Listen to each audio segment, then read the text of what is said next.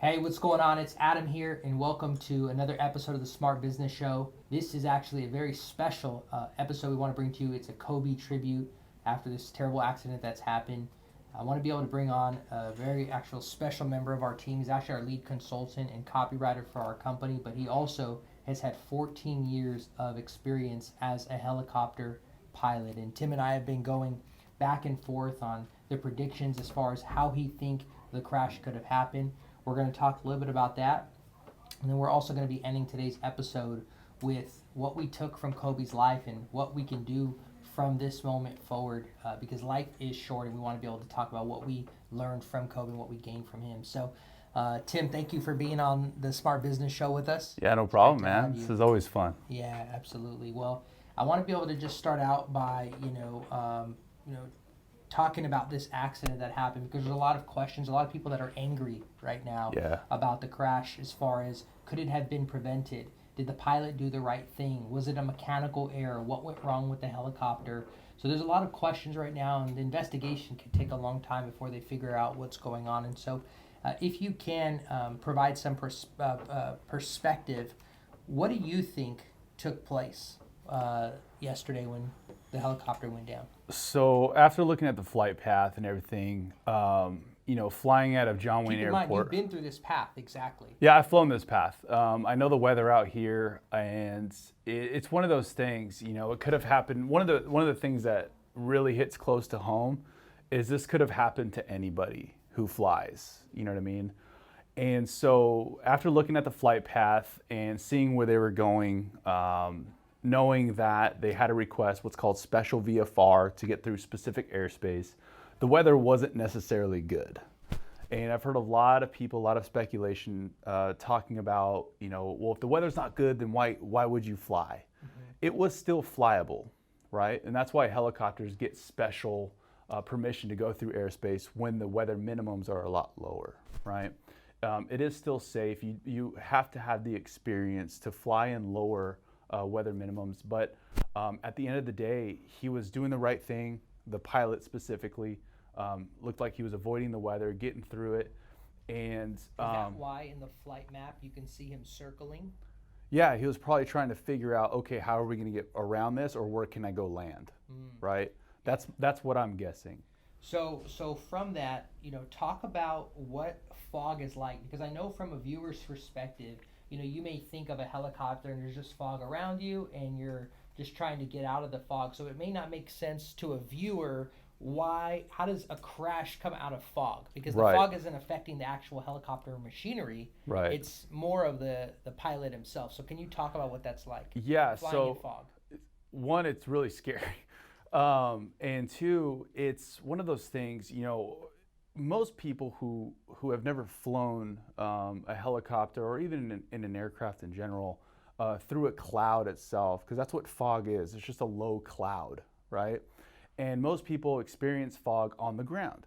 And so the fog can be pretty thick, but you still have orientation because you have landmarks like a tree or a wall, or you have the ground. You can see that. And our brains keep that equilibrium because we have those references. When you're in the air and you don't have the ground so close to you, you have zero reference of what's up, what's down, except for your instruments, right? And when you fly into a cloud or you're flying through fog and you don't have those references and you're not properly trained, which he was, it's very easy to lose orientation of what's up, what's down. And statistically, they say if you're not properly trained, you have 19 seconds before you become completely disorientated and you're on the path to crashing. Wow, so 19 seconds by the time you become disoriented to the actual crash. Yeah. So you've actually been in simulations as well where under pilot training they put you in these foggy scenarios. Can you talk about that? Yeah, so I don't have experience with the actual aircraft that they were flying. It was a Sikorsky S-76B model, but it was a twin engine. I do have experience flying twin engine helicopters, and when you fly twins, most of the time they will put you through training with what they call a level D simulator. It's what the airline guys use. It's a full motion simulator. It's got a replica of the entire cockpit, a 270-degree screen, so it really immerses you into the aircraft. And so through that training, they've put us through scenarios where you're in the clouds and you have an emergency, and they have you literally close your eyes, put your head down, and they'll put you in a weird situation. They say, okay, look up and fix this.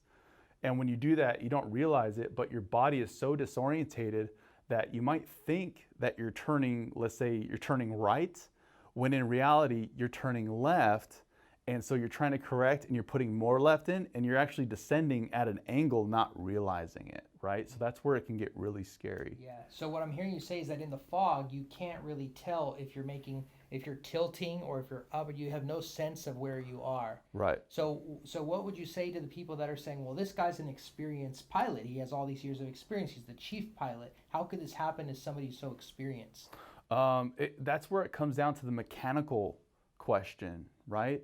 Did he successfully handle the weather, which I am positive that he handled the weather perfectly. He was ATP rated, right, which is like the highest rating you can get in helicopters.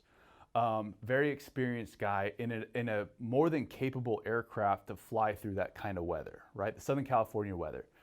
And so after watching the video, I honestly believe he may have lost tail rotor effectiveness. That's just my belief. I could be wrong, but from watching it. So your prediction is that there was a mechanical error in the tail rotor. Combined with weather. Combined with weather. And when we say weather, do you mean the weather disoriented him? Mm-hmm. So you think he got disoriented? To a degree, yes. To a degree.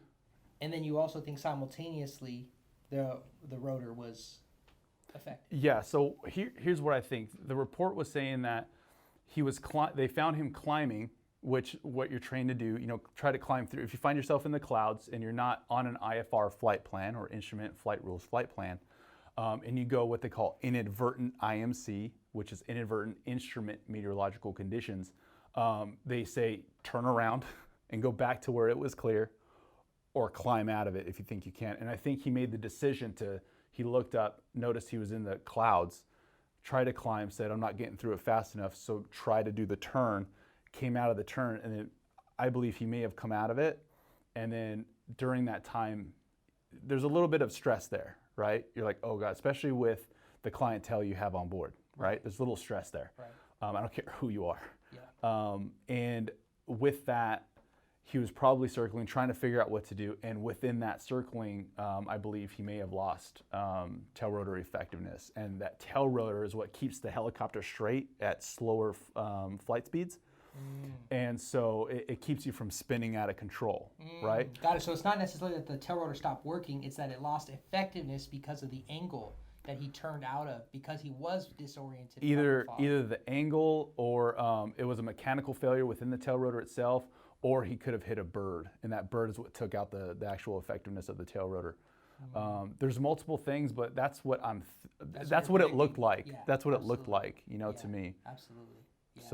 So what do you say to the person out there that says, well, they should have never taken off because the weather was too bad? Not even the LAPD was flying their helicopters, the sheriff, they all kept them on the ground. Mm-hmm. Why did they let this helicopter off the ground? They should have never let him. What would you say to that? Well, first of all, the pilot who was flying was very experienced, especially in this area. The second element is that aircraft was more than capable of flying in this kind of weather. LAPD, they fly what are called A-STARs or AS-350s. And those are single pilot, or not single engine. They don't have autopilot like the S-76B did. And they're not rated for flying an IMC like the S-76 was. So it was a more than capable aircraft, a more than capable pilot. And so that's why they didn't do anything illegal. They did it. I'm sure he had his risk factors.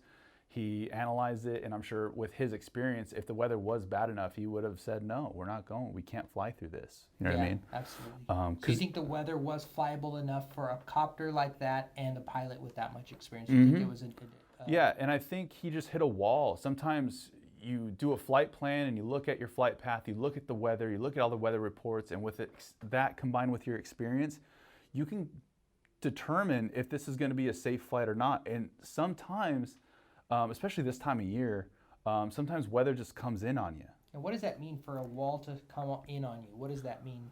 It People may means, not understand that. so what that means is in front of you, you cannot see anything. There's like a wall of weather, and you can't get around it, you can't get over it, and you can't get under it. It's just a wall. And you don't want to fly into it because, like we were saying, you'll get disorientated and everything like that. Plus, flying into weather like that, knowing that you did that is actually illegal, right? And that's why he was trying to get out of it and circling. And my guess is he was just trying to find a place to land. You know what I mean? Trying to rethink his flight path and look at the weather reports and everything like that. So. Got it. Wow. Wow. Well, I think it's been really hard for everybody. Kobe was just an incredible athlete and just a great example of greatness. The discipline, year after year, mastering his craft, the people that he's been able to impact, just showing the world what's possible with his amazing talent and just being a great family man.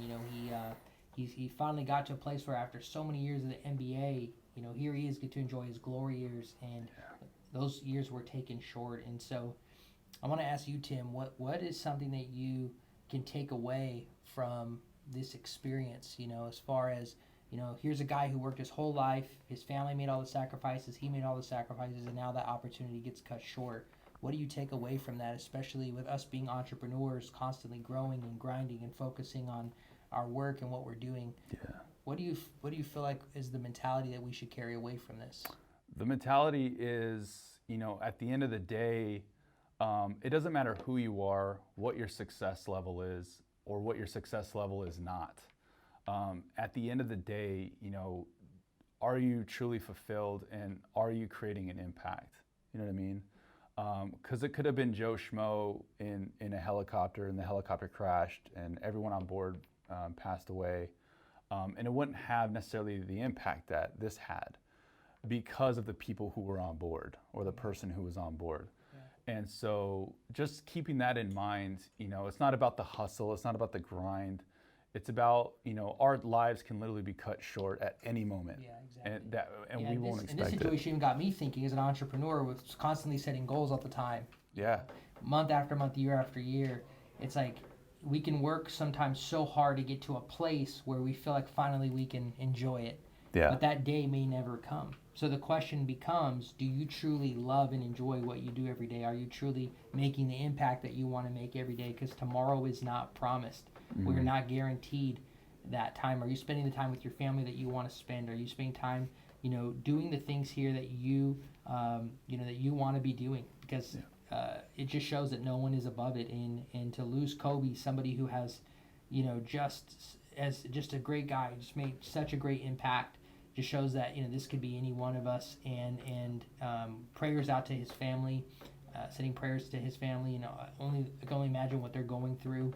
And so we just wanted to take a moment and just give a breakdown. So Tim, thank you for being with us on the show absolutely today. Really appreciate you for coming and for being on there with us. And so hopefully you guys back at home have a better perspective of what it's like to be in the air, to be in the situation, and with these conditions, it's a fluke accident that this happened. And so we just continue to have. Continue to send prayers out to his family, and we just want to, have that time to just reflect and be able to move forward from here. So. Yeah, and one of the last things I want to say is, this kind of accident with helicopters, the thing that my friends and I were talking about yesterday when we were all going back and forth, because we all know each other, it's a small community, and the thing about it that I want everyone who's watching this to think about is this could have happened to anybody. Myself included, because I fly helicopters as well. All my friends fly helicopters, and that's what shook us. Is like this can literally happen to anybody, and so I know there's people out there who are angry at the pilot, and that's why I want to bring some light to people who might be upset with the pilot. Look, this could have happened to anyone who was flying.